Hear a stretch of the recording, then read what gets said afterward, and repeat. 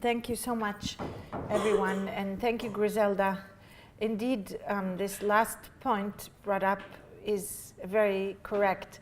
I am very grateful to this Leverhulme professorship because it allows me, together with students and artists and Griselda and some of the also teachers and professors, to think through what dOCUMENTA was. And when you're doing the dOCUMENTA with artists and writers and thinkers of various sorts and from various fields, as I did, you rush through a very intense experience, which is all full of, well, I'll think about that later, well, I'll think about that later, well, I'll think about that later, and so now is the later.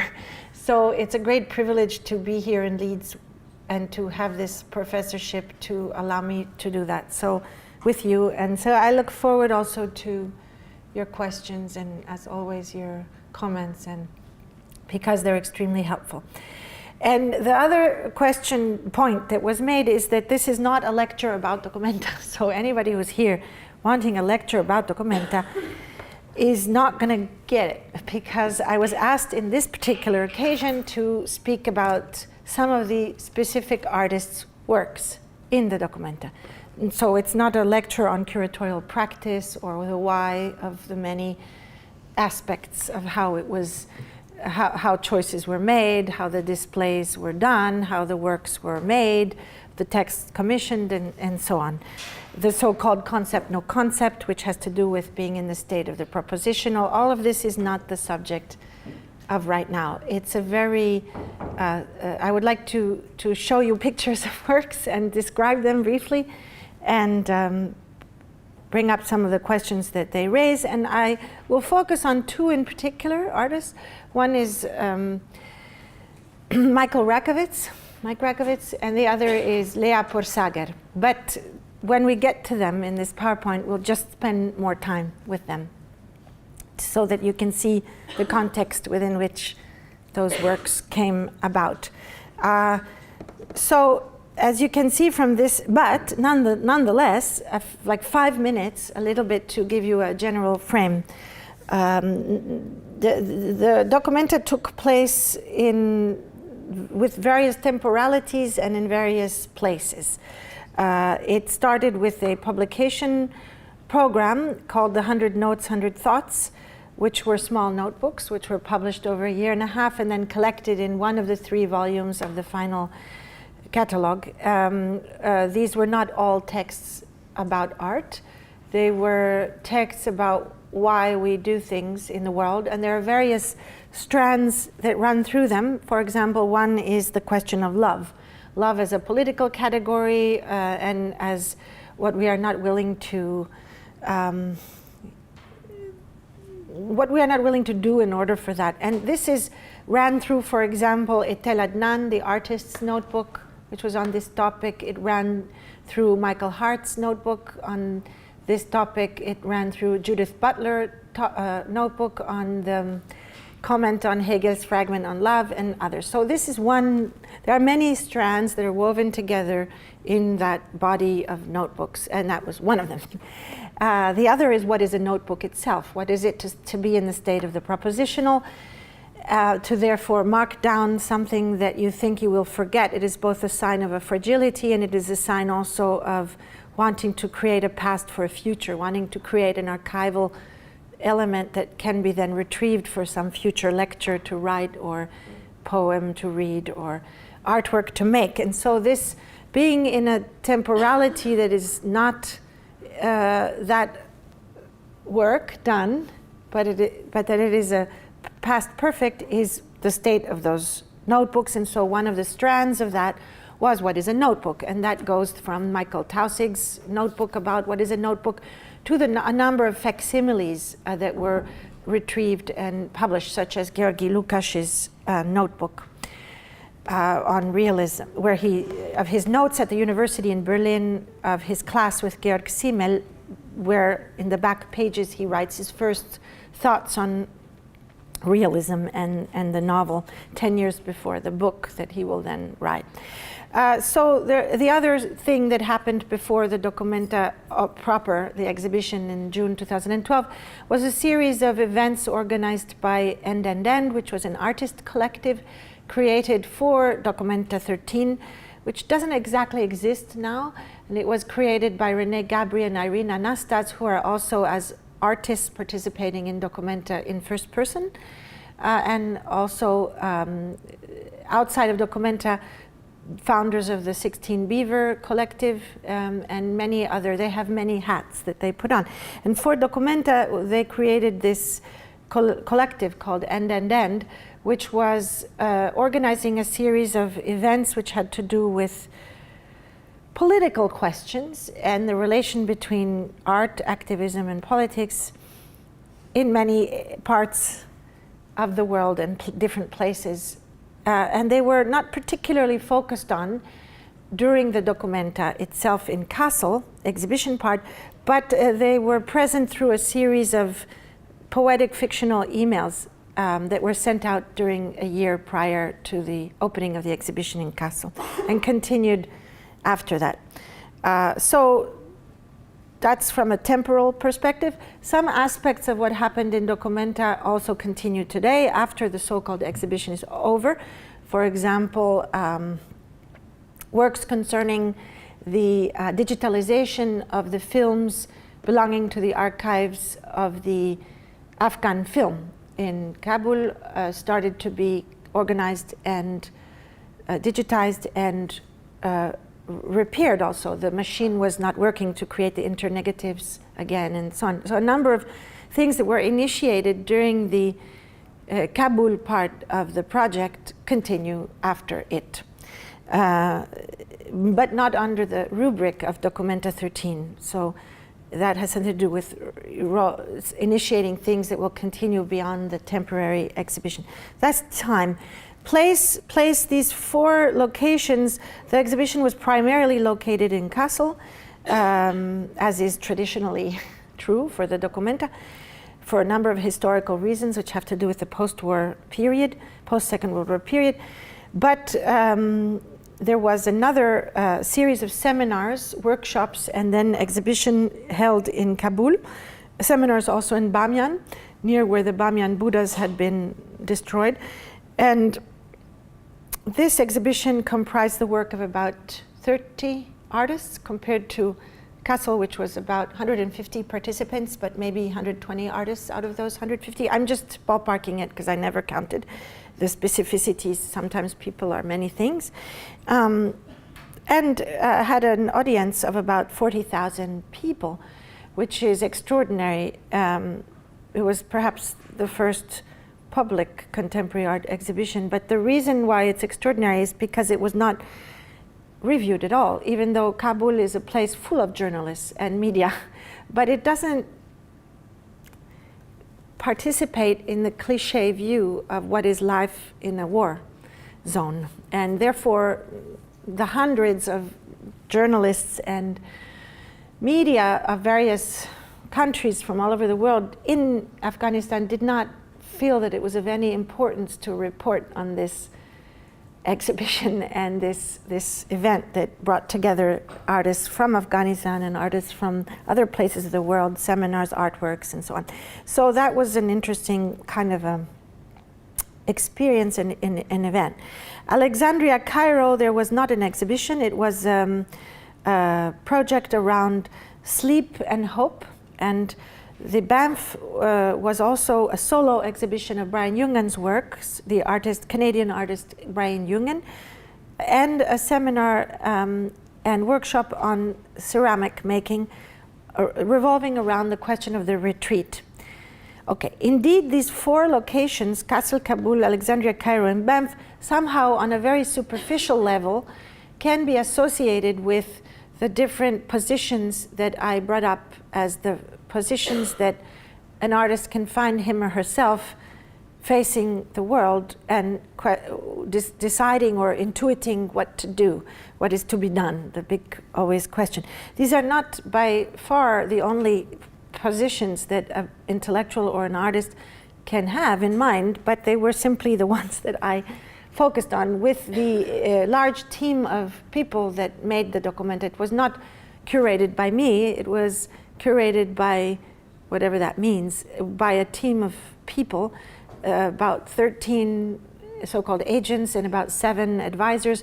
Some of these were artists, such as Pierre Huyghe. Some of them were not even involved in the arts, like Donna Haraway, or Anton Zellinger, who is a quantum physicist. Donna is a feminist and biologist. And artists, as I said, and so-called curators were also part of this group. There was a growing group, and at a certain point it just sort of didn't grow anymore after about a year or two into the process of making it. And but the boundary between who was curating the dOCUMENTA and who was in the dOCUMENTA and was not organizing it was a very fluid and porous boundary, because many of the artistic projects within the dOCUMENTA itself, such as well, Rossella Biscotti, or such as many of them were, Pedro Reyes, could be seen even themselves as a kind of group exhibition within it itself. So this question of who made the dOCUMENTA, we will never know who made this dOCUMENTA. It is unclear. The 4 positions that I focused on that in a cliche way could be associated with these 4 locations are stage. What does it mean to be in a state of performativity on stage? And that was, one would say, could say it's Kassel, because it's an exhibition with 860,000 visitors, and it's an exhibition, so you're in an exhibitionary mode, the performative mode. Kabul, the second or another position that I was thinking about was under siege. What do you do when you're in a state of siege? What happens as an artist or poet, a writer, a filmmaker, an intellectual? And you could associate it superficially with Kabul. Hope, what does an artist or an intellectual do when they're in a state of hope? You could associate it at the time superficially with Alexandria, Cairo, because of course we're in the middle of the Arab Spring, and many of the artists, Egyptian artists that had already been invited to the dOCUMENTA, like Hassan Khan or Wael Shawki or Anna Bogigian, were clearly involved in a state of hope, and were very busy at the time that then the last year of working on their projects for dOCUMENTA. So it occurred to me that this being in a state of hope was a very interesting position and condition that often brought you to do things that are not traditionally associated with art making. It is a kind of state of exception of artistic practice and suspension of that when Malevich stops painting and makes teacups or designs the bar for the workers for the Paris exposition. And then the last retreat is of course easy to associate with Banff, which is a ski resort in Western Australia. And Marilyn Monroe actually went to Banff to ski. And it also has a very interesting artist residency program where much work on media art was done in the 90s. And there are more bears than people, 3,000 bears and 2,000 people. So it seemed like the right place to reflect on the question of retreat and withdrawal. And what does it mean to be in a position like Morandi, who withdraws in Bologna into his studio and paints bottles in the face of the worldly crises that are around. So, but actually the process of dOCUMENTA was about unfreezing these 4 positions more than freezing them, and classification in an old modernist way of classifying.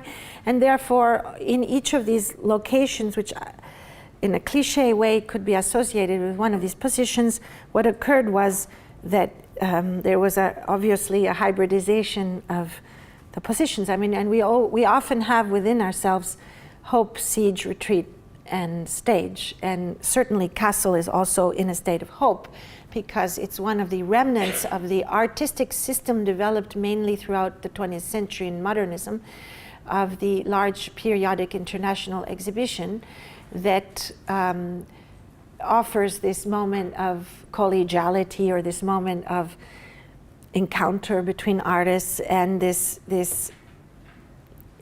is a kind of a remnant of an obsolete system of art, and insofar as it is obsolete, it is also extremely hopeful, because I would ascribe to Nietzsche's in actual conversations that in obsolescence and in actuality you actually have a huge potential.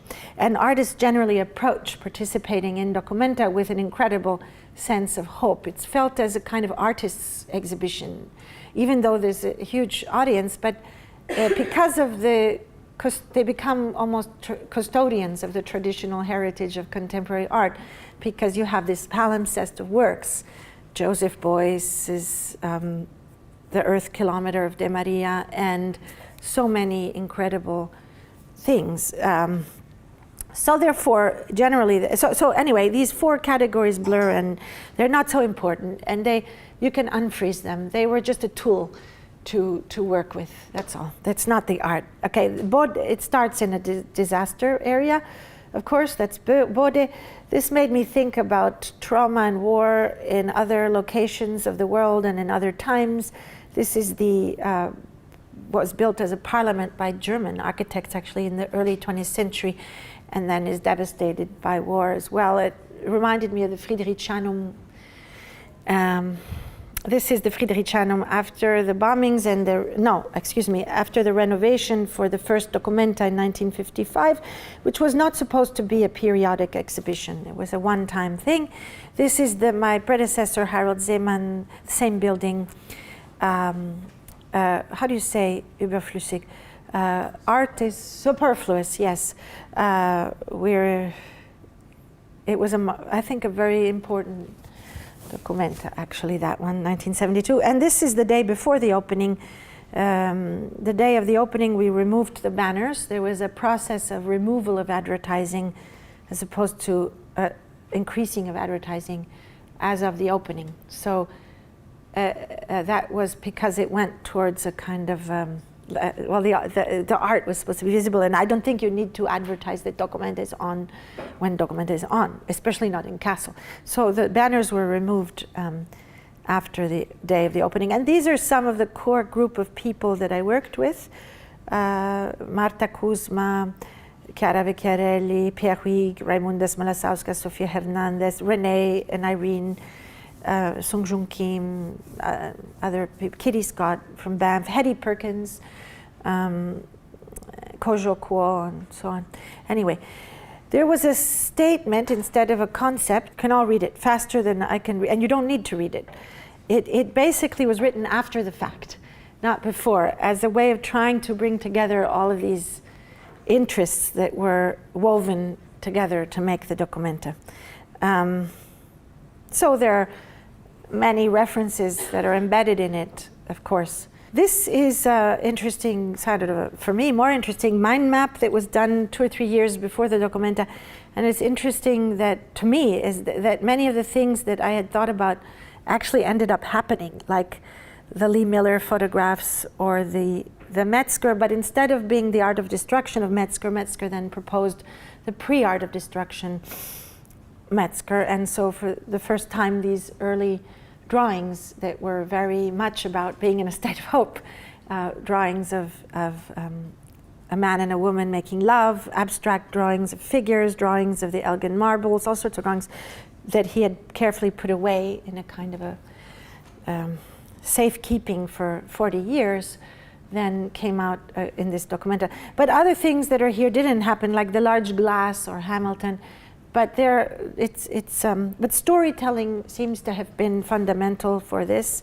Science was present, of course, but more in terms of quantum physics and some aspects of biology, epigenetics more than genetics, for reasons that are political, that you can ask me maybe after. So when you entered into the Friedrichianum, it was kind of empty, which is odd because it's prime real estate, you would say, for art. And that's where traditionally the dOCUMENTA will position some key works, and artists will want to be there. And in this empty space, you encountered a vitrine with a letter from Kai Althoff, who wrote a letter of withdrawal from the exhibition. And that, of course, is there because I was thinking about retreat and withdrawal. Being formed in Italy with Arte Povera, I'm also formed in Italy with the thinkings of the Autonomia philosophy, obviously.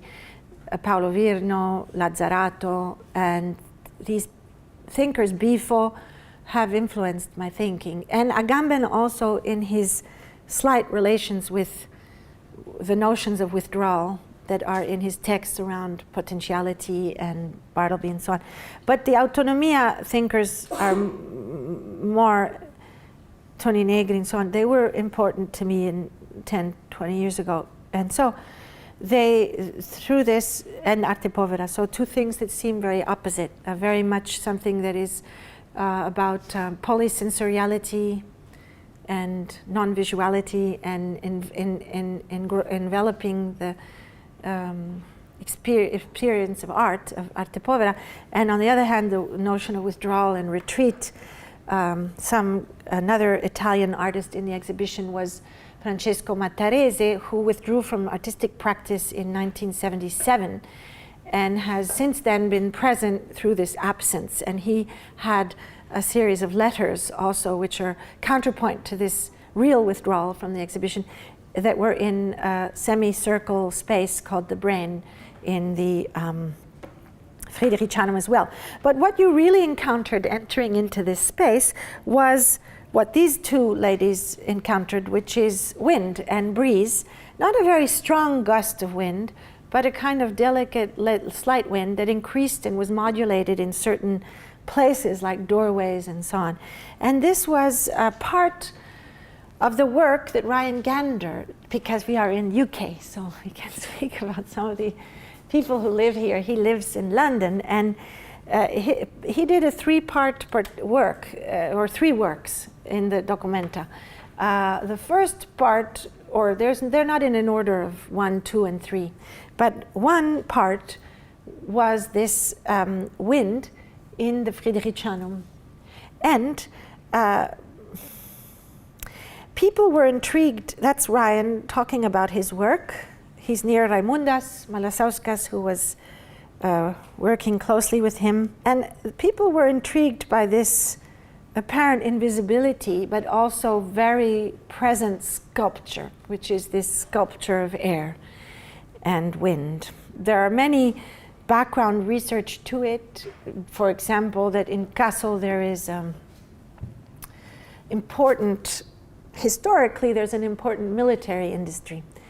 And there's also, connected with this, important industries around also airplanes and systems for flying. So it was very easy to find the right scientists or engineers, that would have the technology to work with him in a very simple way, to make the simplest solution for this question of creating the wind. Why I mention this is because often art is in a position of détournement of certain things that are built or invented for military purposes, like the internet or other things. And there's a question of changing the rules that are used, or using things with different rules. And it's a relation with play and anarchy. And the relationship between play and anarchy is also very important, like the poster, "Have a nice day," which is an anarchist slogan. And so this was not part of the concept of Ryan Gander, but because I'm talking to the artists now and not to cultural theorists, unless they're here like secretly, this is just mentioned because sometimes there are these, because this détournement of a rule is often an artistic methodology, and because of the chance encounters with materials or technologies or possibilities that you find in a place. So art is a lot less kind of mental and abstract. I don't believe in the Descartesian cat. And how can we think of the art history without thinking of what is there, what a person has at hand to do things with. It's very simple sometimes why certain things are done and other things are not. But of course, what it was connected with was with our conversations about the question of the Aue Park, because it was very important for me to locate the exhibition as well outdoors, not just in the closed venues, even though the board of the dOCUMENTA thought that was a nutty idea because statistically it rains 7 days out of 8 in the summer in Kassel. But I didn't really believe that. In fact, I think it didn't rain 7 days out of 8. But I thought we could sell umbrellas, you know, or something like that, or boots, and it wouldn't be a problem. I didn't, and also I think that if you are walking in the rain and you take your shoes off, it's a wonderfully way of also grounding yourself in developing other senses, which are not just the visual, but also touch and so on. So I thought that, and we should have bicycles, that it didn't, because of the walking, you know, there was this question of accessibility, which is a drama in art, contemporary artistic practice, because the politics of those who believe in making art accessible are of course the same or similar to the politics of many of the artists, but the question of accessibility often impinge and render impossible so many artistic works. You know, it's impossible to exhibit a Cunellis today, a fire piece, in almost any museum in the world for health and safety reasons, and so on and so forth. So there was this question of access and accessibility, so we worked on getting, I said, well, let's get some bicycles, and then we put buses that you could stop in different places for people who wanted to go to the, but that's sort of like administrative, curatorial stuff. It's not important. But what was important was bringing the outdoors indoors and the indoors outdoors. So it wasn't, I was not commissioning artists who usually make sculpture outdoors in the park. That was not interesting to me. It was interesting more to bring the white cube or the black cube into the park. So artists who not necessarily would be showing a video piece or an exhibition of paintings, Dag Ashford, that one would normally put in the Friedrichshain, why not make these rooms to explode the museum and make these rooms somehow autonomous, to give more space between them than just passing through a door and going from Dag Ashford to Manon de Boer. So it had to do with temporality of the visiting experience and with overlaying of different memories into the mind of the viewers who's walking in and out of a park versus in and out of a train station and so on. So Ryan heard me talk about this, and that may have been somehow influential. But primarily, I think he had this idea previously and didn't, you know, you wait till the right moment or the right context to do things. So this was the first portion. So it was very much about activating other senses that are not the vision, and also about what it is to be with a crowd, what it is to reimagine a public space, to become aware of that, of being with others. And he's talking about it, different forms of perception. And the second part of his work was the underground party. So there was a small slab in the Auer Park that most people missed, but it had a speaker in it, and you heard basically something going on underground, like a party. So again, it's this relationship between visibility and invisibility, access and inaccessibility, being here and not being there, Kassel and Kabul and Alexandria and Banff, but through, in this case, a sound piece. And the third part of his piece, I didn't put a picture, was a person, actually. There was a character sitting at a table in a bar in the Neue Galerie that had a series of conversations with people. And we skip that. We're going through the park.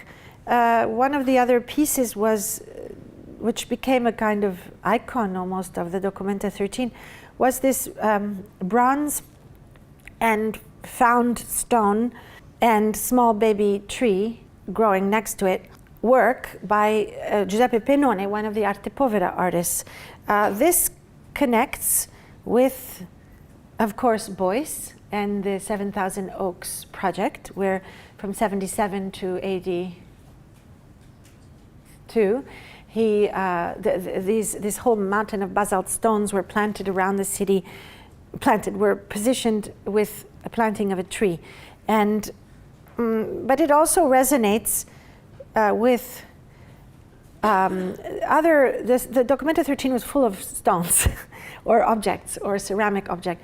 So it resonates with a number of questions about what is a place and how you can create a space, from a space to a place, through certain dispositifs of so-called things. So the artwork is, of course, not the stone nor the bronze sculpture, but it is in the relationship between the marker and what goes on around it. And of course, at night, in the morning, we found fire, we found bottles, people had parties there, people met. During the day, people with dogs would go, the dogs wanted to go because they're attracted to the tree. There were many events that occurred around it. So somehow the art object, not artwork, art object functions almost as a mediator or a kind of transitional object for the creation of this place of encounter. And it also connects with his earlier work. So in the late 60s, Benone, outside of Torino, did a number of works which were about de-anthropocentricizing art. Art as an encounter between human agency and the many, much stronger other agencies of the other animate and sentient beings in the world, such as trees. So for example, this encounter, of course, we're talking about a period when people were reading Merleau-Ponty all the time. He just had died, 61, and so on. Touching is an important subject, and touching myself, touching the world. But this work was about the tree will grow around the hand. So it's this sculpture which is made in a collaboration between the tree and the human agency. And indeed, it's still there. And the tree has englobed the hand almost fully. Another early piece of his was to prop up a tree with a rock, and the tree, of course, with its intelligence, grows around and with the rock and has a different shape that it would have had without the rock. So it's again an encounter of human and non-human agencies, which lies behind his work. Now, here we have just a park, the Aue Park in the late 50s, this idyllic space, artificial space. I don't believe in the distinction between nature and culture, by the way, and I never have, and neither did the Baroque, neither did Arte Povera. Either everything is culture, so the culture of trees that grow, the culture of bees that build their architectures, or everything is nature.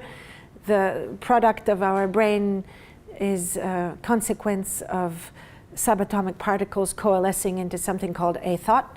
So whether it's all nature or all culture, it's an uninteresting question for me, totally uninteresting. And in that, I would ascribe to Donna Haraway's thinking, of course, of the gray zones between the cyborg as the gray zone that's neither technology or human nature, but the wealth, the blurring, the gender blurring, the so on and so forth. Okay, so in the park, you encountered not this. This is a year before dOCUMENTA, when we were working with the trash company to collect trash. First Song Dong, he's on there, making his mountainscape, which then, at the time dOCUMENTA opened as an exhibition, was this do-nothing garden.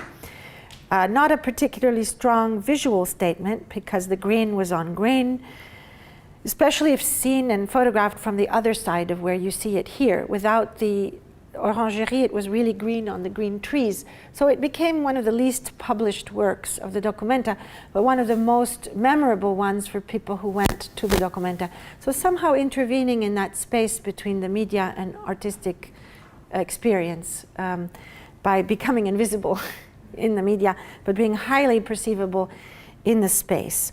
And it was also very olfactive, as I mentioned earlier this morning in class, because he planted a lot of broccoli and broccoli family plants. So there was a strong odor next to it of plants,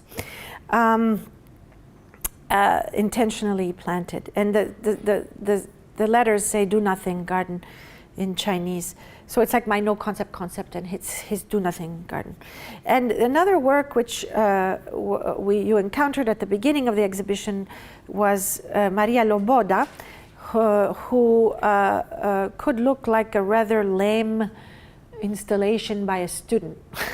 of a bunch of potted trees, formally disposed, positioned to the right and the left of the main alleyway in the central area of the park. But instead, this is what you saw if you came a little bit later, maybe 2 weeks later. And this is what you saw if you came maybe a month and a half later. So the trees were slowly storming not the Bastille, but the Orangerie. And if you spent 100 days in Kassel, the last days the trees had arrived at the Orangerie building, and then the exhibition ended. So these walking trees were her little sentinels of markers of time, and how you can construct spaces through the articulation of temporality, in a way, which was one of the other currents and strands in the dOCUMENTA. This is an image, a close-up image that a butterfly might have of the garden that Christina Buch, the youngest artist in the dOCUMENTA, created for butterflies. So the audience of this piece are actually butterflies. People could also see it, but the so-called more aesthetically pleasing plants were more in the center, and on the, for reasons that pertain to food and so on for the butterflies. And this is all you saw. So it was a garden not made according to architecture, design of garden properties or visual harmony for people, but it was designed for the butterflies. And these are some of the close-ups. And sometimes butterflies did come. Sometimes she released them. She lived in Kassel for 100 days, actually for much more, because she moved there way before the exhibition. She's a student coming out of the class of Rosemary Truckle, so perhaps the youngest artist in the dOCUMENTA. I don't think she had even got her degree by the time this happened, but Rosemary wanted to show me all her students' works, which I think is a very interesting move. You know, there were I have nothing against, I really don't want to stereotype too much, but I was about to say there were no male artists who showed me their students' works and insisted that I see them all.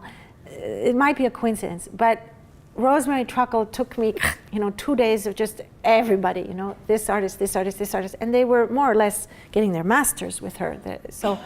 So it was quite wonderful to have that experience with her. And indeed, Christina Buch ended up being invited because I thought she was so interesting. And she lived with raising butterflies in her apartment that were released in this garden, and also spontaneously other butterflies came. There was Pierre Huyghe. This is the sketches for Pierre Huyghe's work in the Aue Park, which was a kind of a compost. And I'm going to talk about this in the next Leverhulme lectures. This was an artist from Thailand, Araya Rajamsrusuk, and she is living in Chiang Mai and teaching at the art school of Chiang Mai. She basically founded the Department of Fine Arts at the Chiang Mai University. And so most of the younger or mid-career artists who come out of Thailand are actually coming out of her classes. Rikrit spends very little time in Chiang Mai, only a few weeks a year, and the so-called farm outside of Chiang Mai, which I visited, there wasn't anybody there when I went.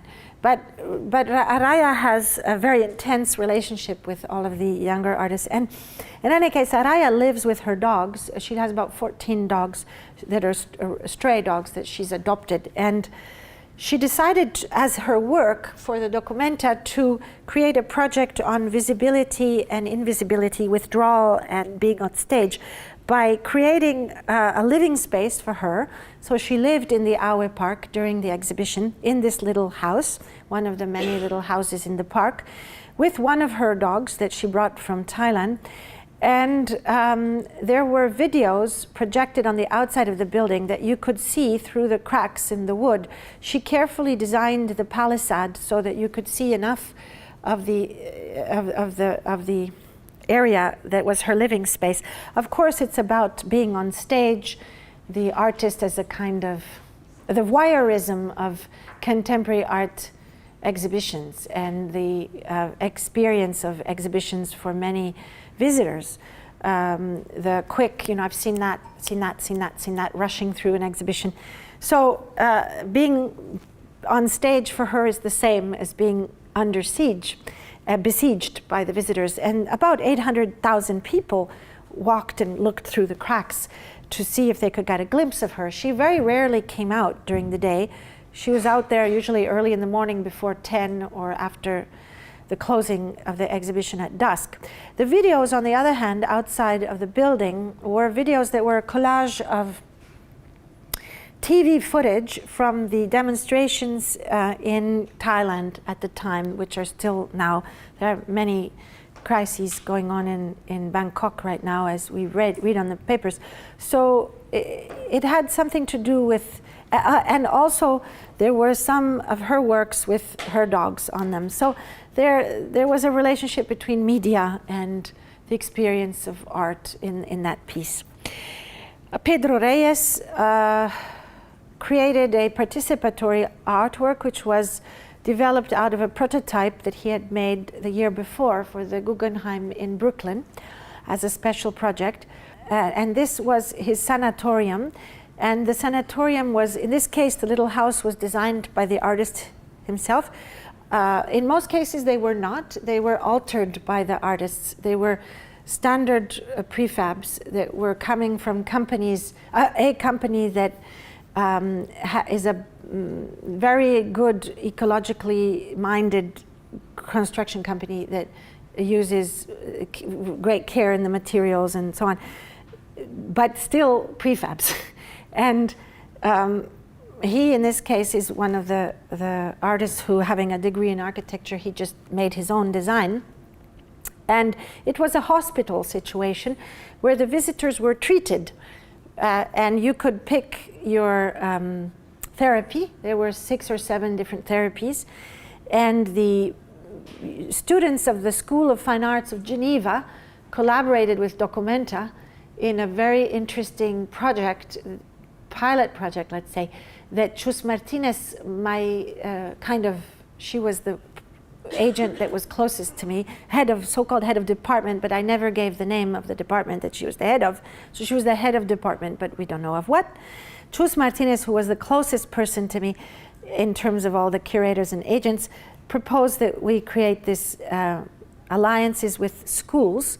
So it's kind of artistic exhibition making in alliance, not with art fairs and auction houses, but with schools. And this was a very productive system that created, for example, this project, which is that the students of the school got credits for participating. It was like doing a seminar.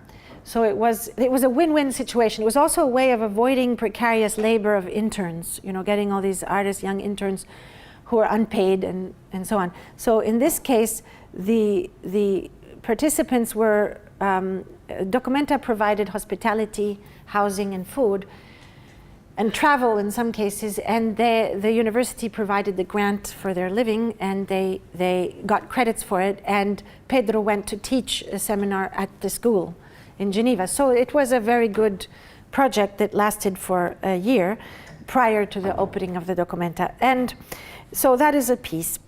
Now I'm just gonna, this is another piece. I'm gonna skip over some of them because we can't get to Mike Rakovits and Dea Porsager, the two that I wanted to focus on. Prior to that, I'm mentioning another outdoor work. Marcus Lutiens, I find one of the most brilliant. I mean, I learn a lot from artists, and I learn a lot from Marcus. He is based in California now.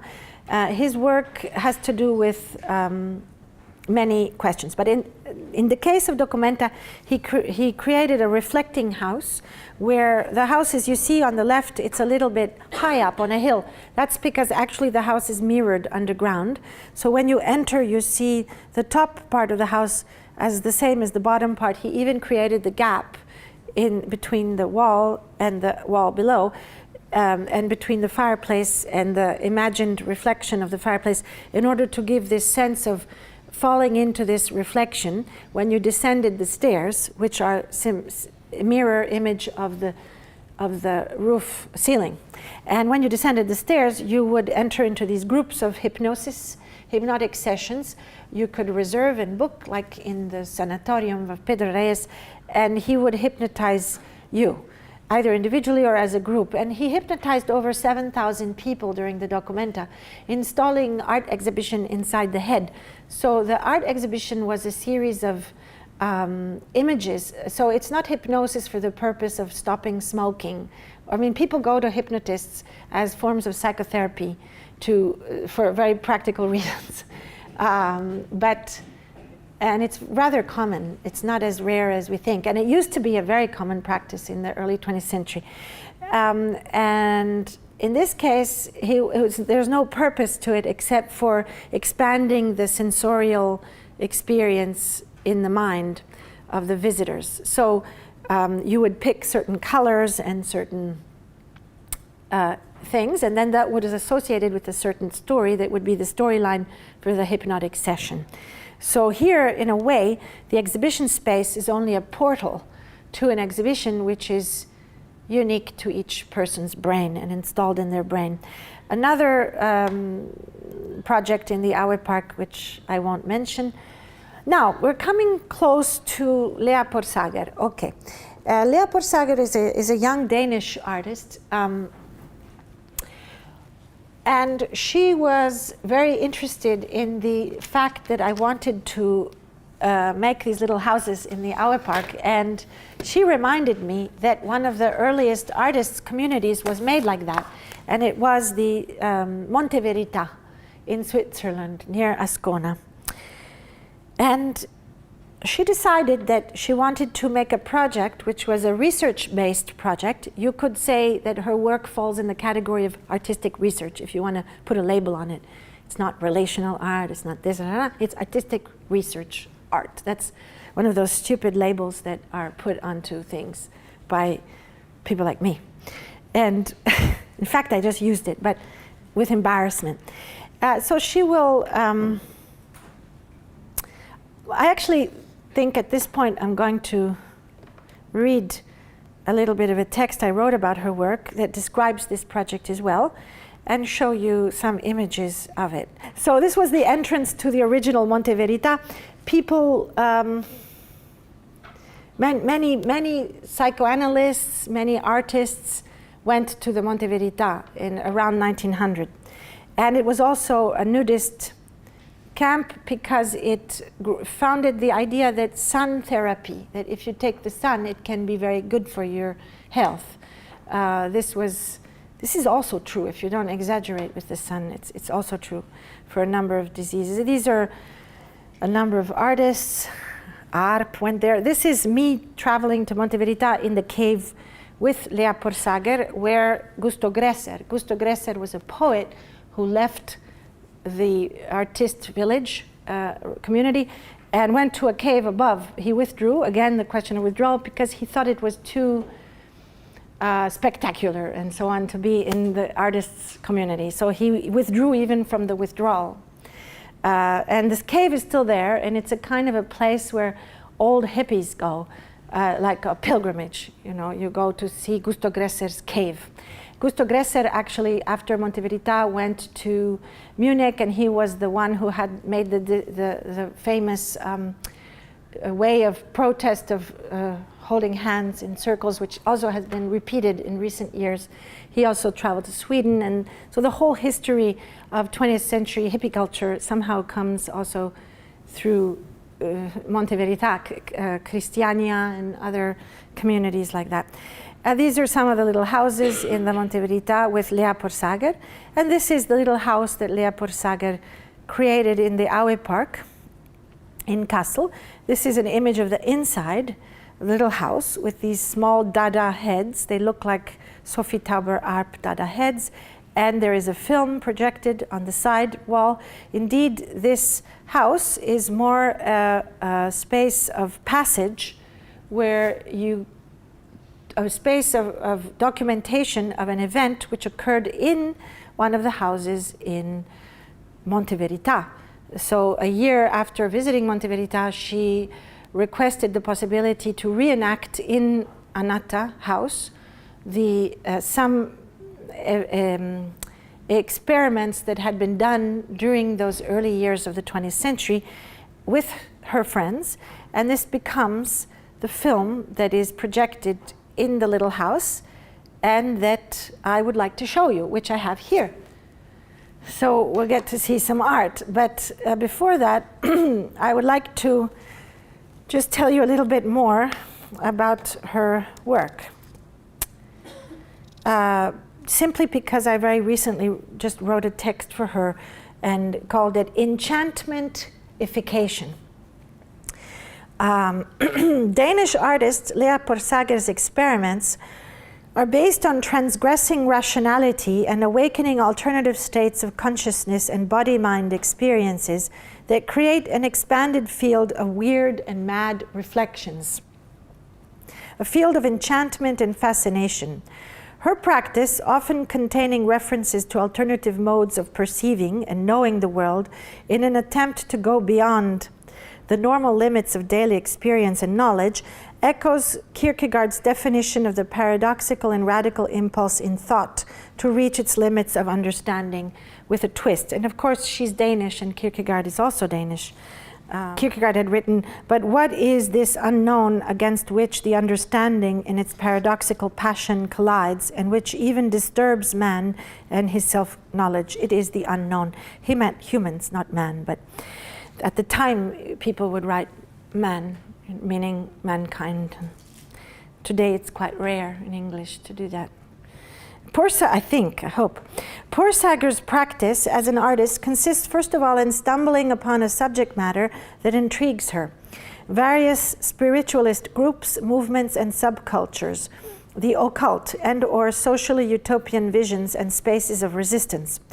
This is followed by reading about the topic, by doing research on the internet and in libraries and archives, as well as by going on field trips, quote unquote, which often lead to collaborations with friends and to performative experiments that might include tantric yoga, trance induction, and/or hypnosis. These experiences are later shared in the public art world in the form of gallery installations comprising sculpture, photography, text, found objects, films, and videos that bear witness to the experiments and in turn become independent works. In Porsager's weird, cumulative, associative, and research-based artistic practice, there is something that feels refreshingly of our time, and yet something that also feels radically past and perhaps obsolete. Her imaginary universe has touched, or might in the future touch, on any of the following esoteric practices: Advaita Vedanta, animism, anthroposophy, Ariosophy, ascended master teachings, astrology, Buddhism, cannabis subculture, cognitive science, conspiracy theory, Discordianism, eight-circuit model of consciousness, entheogens, esoteric Christianity, esotericism, Freemasonry, fringe science, Gnosticism, Hermeticism, Hinduism, hippie subculture, human potential movement, integral theory, Kabbalah, leather subculture, metaphysics, neurolinguistic programming, new thought, nonviolence, occultism, paganism, neo-druidism, Wicca, pseudoscience, psychedelic music, quantum mechanics, Rastafari movement, Rosicrucianism, science fiction, shamanism, Shinto, spiritism, spirituality, Sufism, Taoism, Thelema, Theosophy. This is in alphabetical order. Transhumanism and transpersonal psychology. To which I would add, because I got that list off of a Google search, to which I would add I won't tell you what I was searching. To which I would add environmentalism, socialism, dark ecology, feminism, speculative fabulation, magic, alchemy, Ayurveda, hypnosis, crystals theory, WikiLeaks, and Kundalini yoga, to name just a few interests of the artist that did not come up under the rubric of my Wikipedia search. And in terms of historical personages that populate her universe, one might mention Madame Blavatsky, Georgy Ivanovich Gurdjieff, Jane Heap, Rudolf Steiner, Krishnamurti or Aleister Crowley, Annie Besant, among others.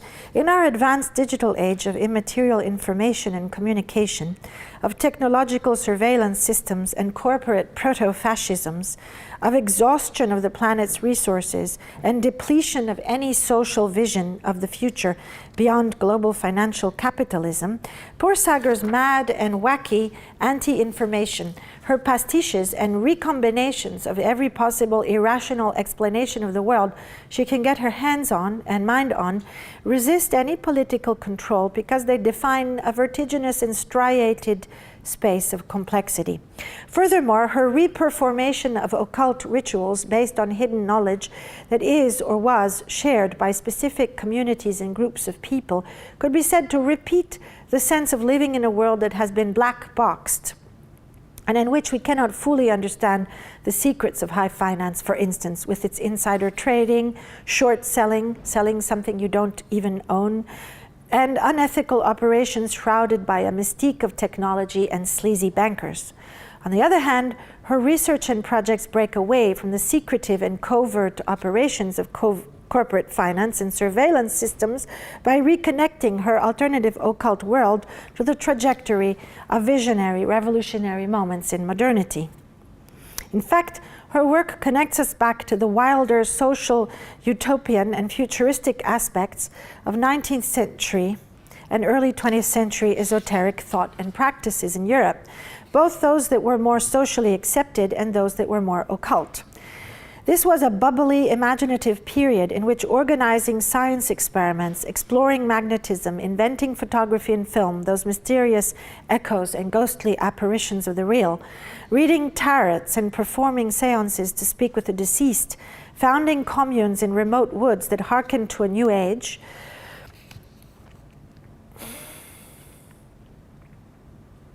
or organizing esoteric groups in Paris that connect with Eastern philosophies and religions, taking psychotropic drugs for mind expansion, figuring out quantum entanglement, or practicing hypnotic inductions where both the conscious and subconscious mind, the voluntary and the involuntary, are co-present. We're loosely connected to form a gray zone of modern culture between science and spiritualism. The lesser-known trajectory of modernity, from alchemy to psychedelic drugs and anti-psychiatry, from spiritualism to the stuff that dreams are made of, was well known to the hysterics, those sentient beings with hysteries, hystery meaning the uterus, women such as Anne Radcliffe, who wrote Gothic novels instead of encyclopedias in the Âge des Lumières. All of these impulses, practices, and desires were the hidden side of a rational, normative, and positivistic Western society bent on developing capitalism through eradicating the spiritual, controlling the material resources of the planet, and the colonial expropriation and exploitations of peoples and cultures, and the affirmation of the ego with a capital E, and human exceptionalism above the so-called natural world of all other life forms and sentient beings.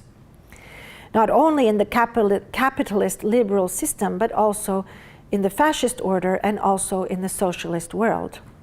Seen from the perspective of today's ecological disasters and general global disorientation of a networked world based on paranoiac control and exhibitionary narcissistic disorders via the internet, these so-called rational endeavors of progress in modernity appear much less logical than they once did. And modernity itself seems much less factual and rational than it purported to be, and much more permeated by spiritualisms and forms of magical thinkings, those factiches more than facts that Bruno Latour identifies in Nous n'avons jamais été modernes, we were never modern. And much less integrated than the worldviews of their occult opposites, the Madame Blavatsky or Rudolf Steiners of their times. There is something in Lea Porsager's work that feels futuristic and sci-fi, something closer to the way Wikipedia operates with its repetitions, image-text connections, cross-references, and archival fervor and fever. So, in the case of this spooky action at a distance, the question of witnessing is very important to her work, so which we will see in a moment, the video. The question of witnessing and the related term testimony imply the practice of storytelling, yet a particular kind of storytelling whereby a certain adherence to the story, of the story to facts, to first-hand embodied experience, is presupposed. Etymologically, the Old English witness was an attestation of fact, event from personal knowledge. Also, one who so testifies. Originally, knowledge, wit, was formed from wit, noun, and ness, so witness. So the witness is he or she who has first-hand knowledge and also one who tells or otherwise communicates it. Witnessing carries an ethical dimension insofar as it is related to the notion of truth, therefore, or rather of sincerity.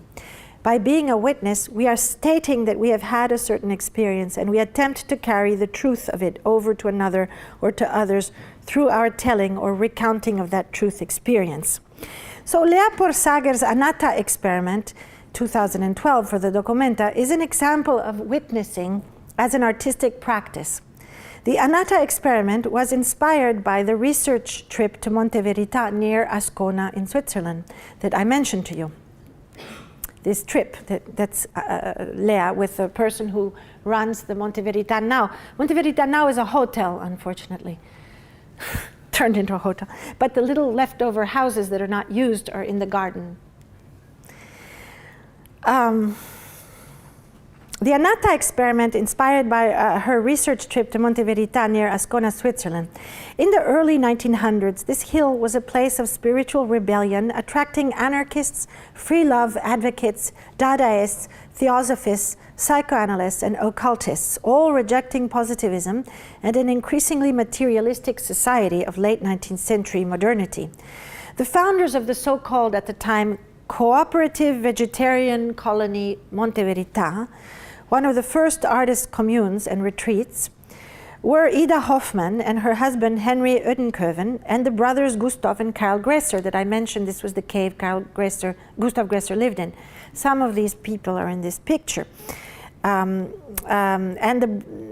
others who came to Monte Verità included Hugo Ball and the psychoanalyst Otto Gross and the experimental dancer Rudolf Laban, without whom we wouldn't have Trisha Brown and, well, I mean, of course we would, but it would have taken another trajectory.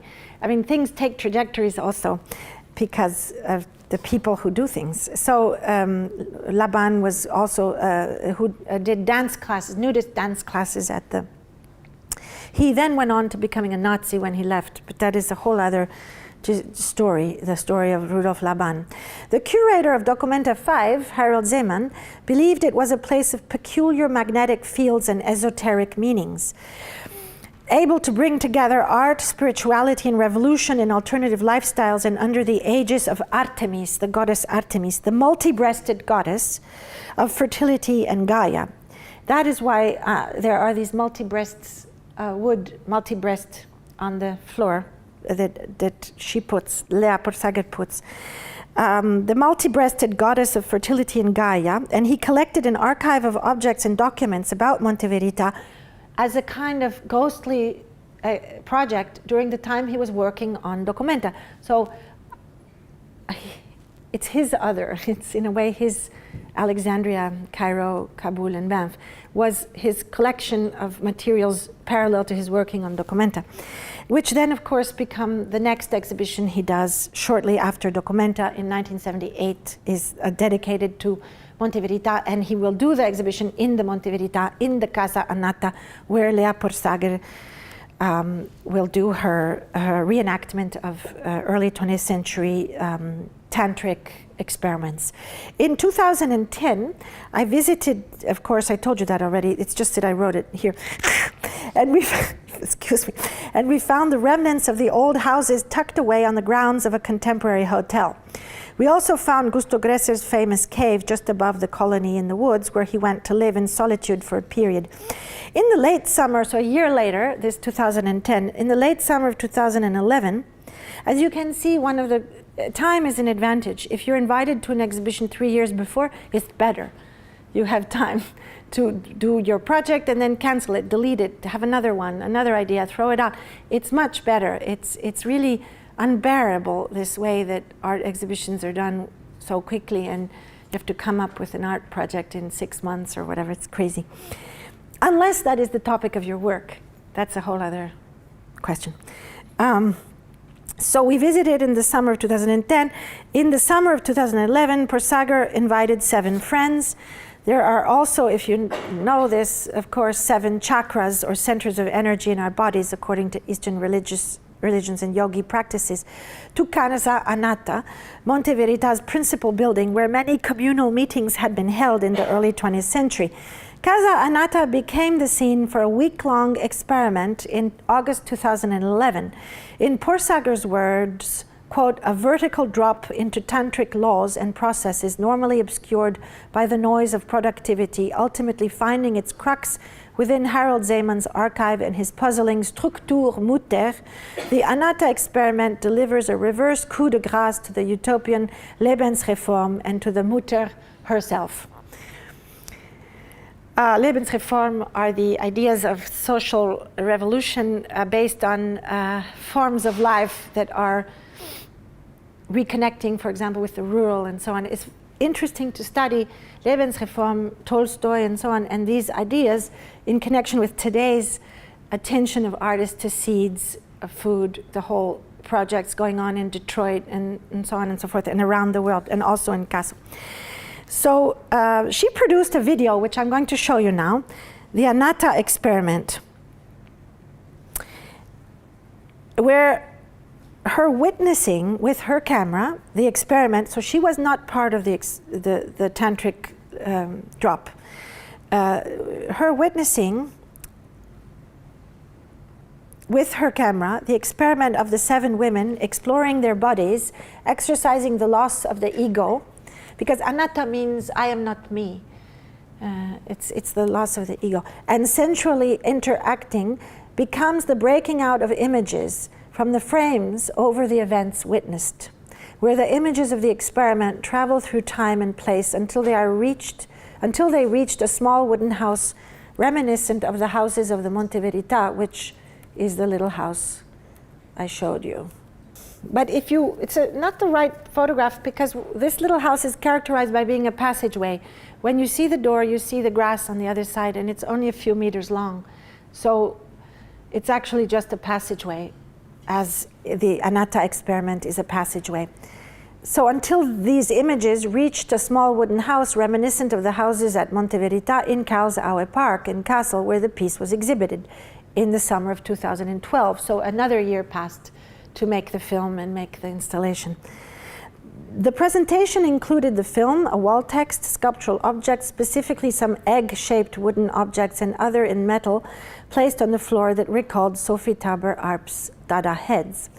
After watching the film of the Anatta experiment and thinking about its paradoxes, maybe we should watch it before I read the rest of it. Porsager and I discussed at length the essay Remnants of Auschwitz, The Witness in the Archive, where Georgia Agamben indicates the paradox that no witness is truly a witness, since the true witness of the events would also be dead, and thus unable to bear witness. Maybe, as Agamben writes, the value of testimony lies essentially in what it lacks. At its center, it contains something that cannot be borne witness to, and that discharges the survivors of authority. The true witnesses, the complete witnesses, are those who did not bear witness and could not bear witness. Their survivors speak in their stead by proxy as pseudo-witnesses. They bear witness to the missing testimony.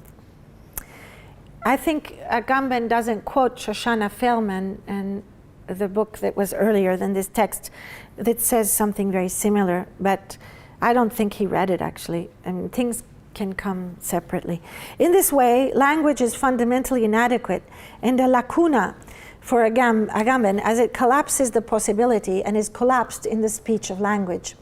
Anatta in the Buddhist belief system means not I, not mine. From this perspective of this aporia, there is indeed a paradox in the collective attempt to experiment with an anatta state and then to transform that experience into a testimony by way of a film and an installation. If Porsager's project is to try to eliminate the consciousness of witnessing by entering into an anatta state, it becomes further complicated by the fact that if one were fully able to enter into an anatta state, it would be impossible to bear witness to the experiment, because in that egoless state, there would be no subject, no I, and thus no witness. And yet, the particular condition of the witness that cannot ever bear witness is not the entirety of the experience of witnessing. And in her essay on Alain René's film, Hiroshima Mon Amour, artist and writer Bracha Ettinger introduces the notion of a withness, achieved through the rendering fragile of the subject in love, communicating via a form of traumatized love. The most archaic psychic level of self is based on the maternal love that is traumatizing to the emergent subjectivity, the baby being born. It is a compassionate love within the non-I. What Ettinger would call a non-phallocentric theory of the witness is substantially a form of withness, almost a state of anatta, according to which witnessing an event is never a detached experience, but is rather referred to the fragile condition of the pre-birth and post-birth matrixial relations between the not yet mother and the not yet child. It is a perspective that, as Ettinger writes, quote, articulates trans subjectivity with compassion and witnessing forms of compassionate tenderness. Subjectivity is not the moment the I becomes aware that he or she witnesses an event from the outside, but rather an experience of this, and that would be the Butler description of subject, in a way, and many others, and to be subjected to, and also the Levinas, that the policeman looks at you, you are, and in that moment the subject is constituted in fear. Don't kill me. Subjectivity is not the moment the I becomes aware that he or she witnesses an event from the outside, but rather an experience of the, quote, space opened at the heart of the borderline between I and not I, a fragilizing encounter event which reconnects the knot between love and trauma and reactivated compassion. In this sense, the paradox of living the anatta experiment and bearing witness to it in the artwork, the paradox of esoteric experience and esoteric artwork is overcome, and becomes in a way esoteric, the opposite of esoteric, just as the Cartesian cut between the thinking rational mind and the external world bears little fruit today. Rather than considering thinking as a mental activity only, or matter as distinct from language, for Porsager, as for quantum physicist and feminist philosopher Karen Barad, matter and language are not separate, and she eschews both constructivist and realist thinking. Okay, I think at this point, we should look at the piece instead of me blah, blah, blah. And the beginning of the film has no sound, so it's okay.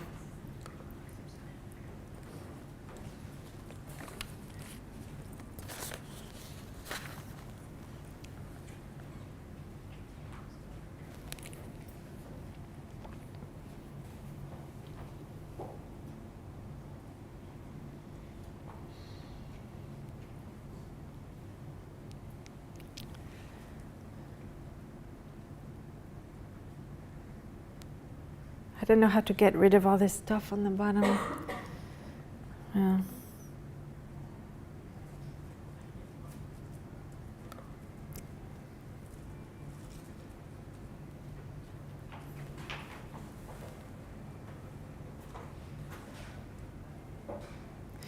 It's not 5 minutes, it's like 15. So you can just sit back and relax. Because it takes time.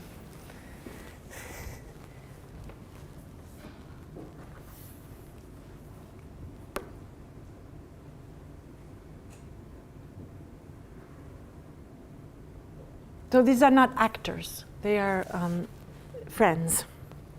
But the space is actually the Anatta house, which since then has been destroyed, by the way. So this is the last document we have of the inside of the original Anatta house at Monte Verita.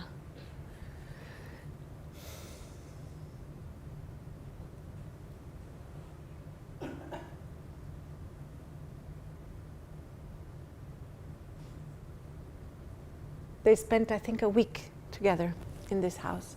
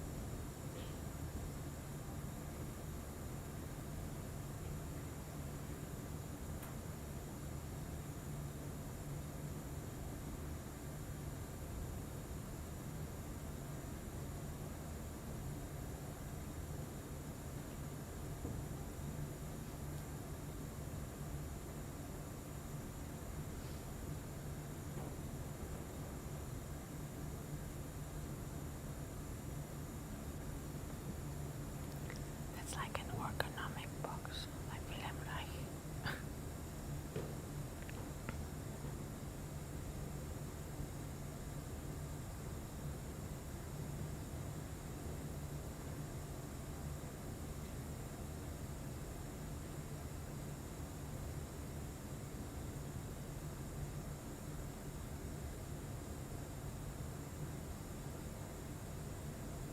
Speaker.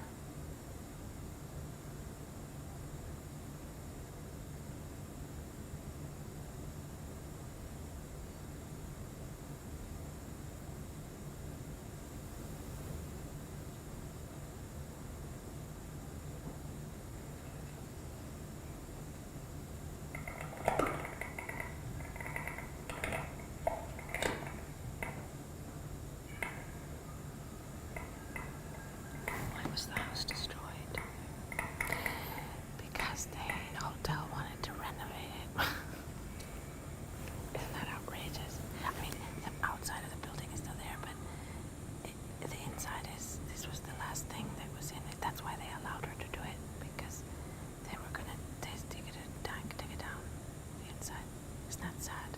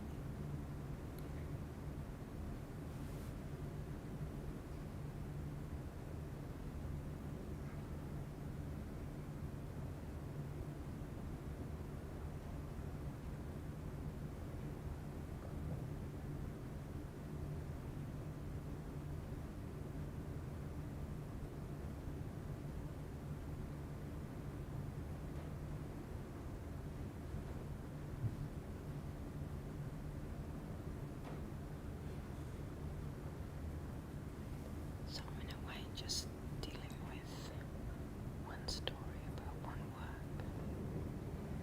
Takes 2 hours. It says quite a lot about document. Excuse me? The fact of just dealing with one story about one work. Yes. Having introduced them to some of the pieces gives them that. Yes. Things and then something in depth. Yes, I think so. Was made. That obviously was made for dOCUMENTA. Yes. And over that question of time. Yes. Yes, maybe it's the best way. Yeah, just like memory. You could say there was another case, but we'll maybe do another talk later. Yeah, another time.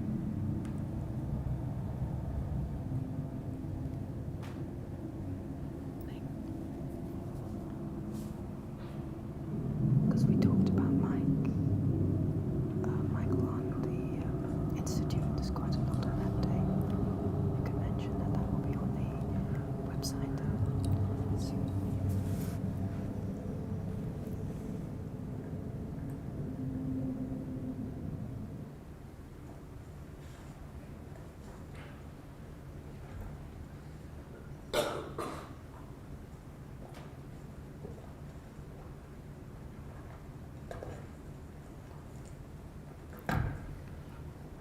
Would be nice to talk about this piece. I mean, nobody's ever written, a real text about the piece, the structure of it, the way that it goes outdoors at the end, and this night camera. It's a pity because everything's so fast nowadays. There's not even one text about this piece, not even in my essay, because I didn't have time. I didn't have words to dedicate to the film. But I guess there's time. Eventually somebody will do it.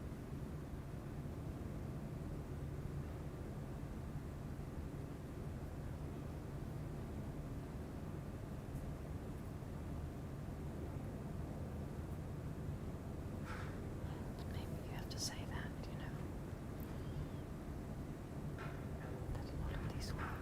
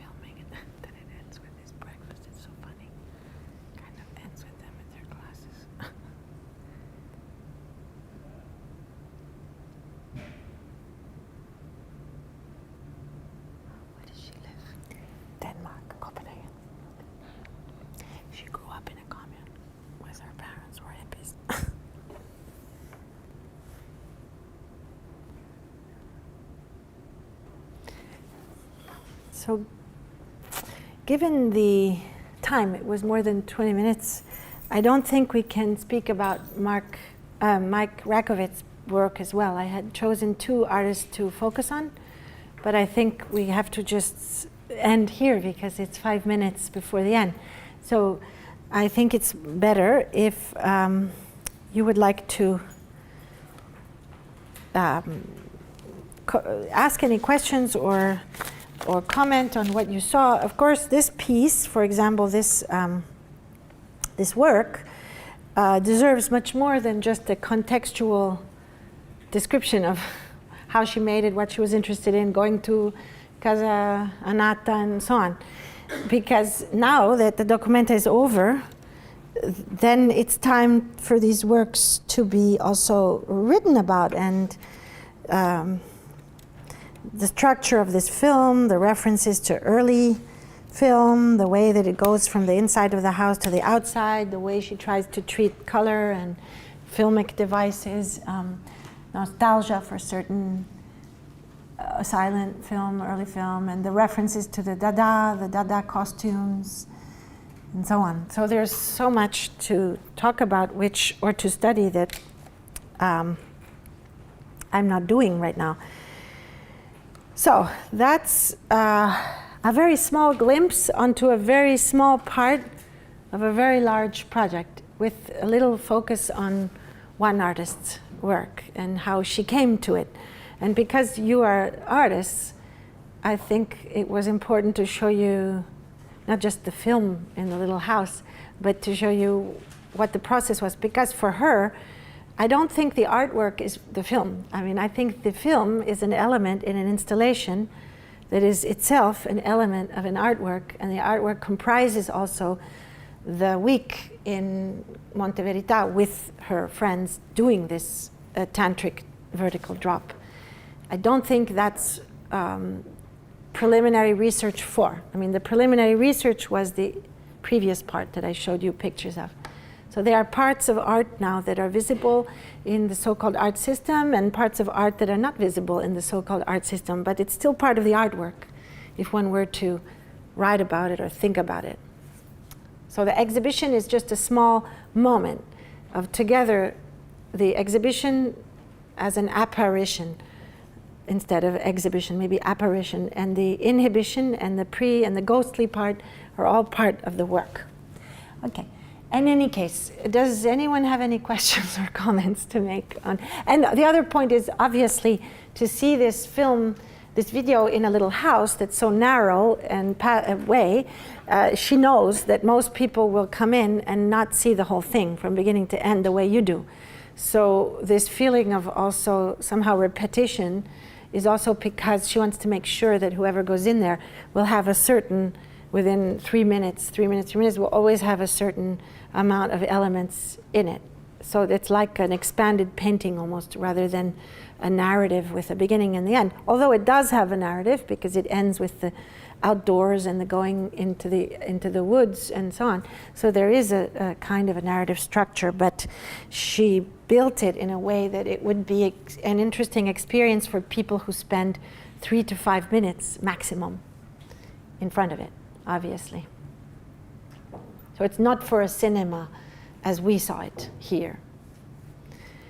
Okay. Anybody want to say anything or have any comment or question? Any clarification? Also on the previous part, the PowerPoint that you saw some things. I just wanted to ask you one Yes. thing. At the beginning you talked about epigenesis. You said it was political. Talking Oh, about yes. I just wanted, I was just intrigued. Yes, well, you know, that's a big question. That's a really big one. Genetics, like neuroscience, serve many purposes.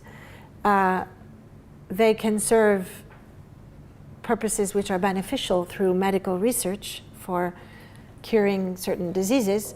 They can also serve other purposes which have to do with the corporate control over life. In fact, Vandana Shiva wrote one of the notebooks about the corporate control over life through an analysis of Monsanto and other corporations that have genetically mapped seeds of various sorts and then proprietarily decided that they were, by modifying one small element of the genome, that they have proprietary rights over that plant. And that, of course, brings in a control over the food of the humans on the planet, because genetically modified seeds are also terminator seeds generally. So if one generation of farmers has a bad crop, the next year you don't have any seeds to plant, and you don't have the money to buy the seeds to plant. So on the one hand that, and on the other hand the fact that GMO seeds are running around. I'm just taking one example of seeds, but we could talk about bodies, we could talk about many other things. GMO seeds of cotton, for example, are devastating areas of the world where there's no food being grown because it's more profitable to grow cotton, GMO cotton, or corn for fuel, alternative fuel. So therefore you have also again problems of unbalance and devastation of food, food for humans, and loss of the possibility of the human, different people and local communities to have their own control over their own food. And that's the first time in 10,000 years that this is occurring, because the whole society is based on the birth of agriculture also, and moving from hunting, gathering to agriculture. So if you suddenly, slowly, within 20, 30 years, detach those two, you're in for a big political crisis, and also for an incredible power over the populations, because you have control over food. If you have control over food, you have control over people. So that's why the food is such a big important issue right now, food and crops. So genetics were based on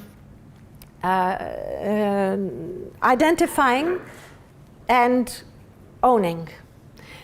Now, the thing that is, and also there were these ideas that you could even clone people or clone animals and so on, or you can, now the good news is that that's ridiculous, because genetic sequences are actually change over even one generation, and they can change very quickly. So you cannot really ever arrive at that science fiction sort of control over a body, like cloning a person and so on. And epigenetics are the study of what occurs around the genes, and how the environment will influence the genes and actually change the genetic identification of a living entity. So I think there's a politics that's behind epigenetics, which sees it more as a system of influence of the environment on a micro level of a body or of a cell, on a macro level, so that it's really the opposite of genetics. So epigenetics is a branch of genetics that's actually the opposite. That's saying that if you were to see it as nature nurture, it's the nurture side rather than the nature side. That everything changes so much according to what happens in the interaction of the genes and around the genes. So I think it's a political question to liberate people from the fear also of the genetic control, and also to understand this politics of symbiotic evolution within cells, rather than seeing it as this code that tells you what you are destined to be. So that's what I mean by there's a politics around epigenetics that's closer to my way of thinking than genetics. Does that make sense? Okay.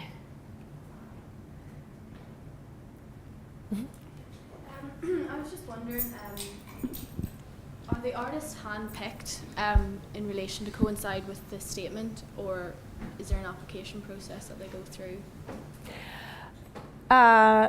there is no application process for participating in dOCUMENTA, not even for directing dOCUMENTA. But the statement was written after about 150 people were involved in it, in a way, or maybe 75 people. So the statement was never given to the artists. The statement is something that I wrote to try to make sense of what I'm interested in.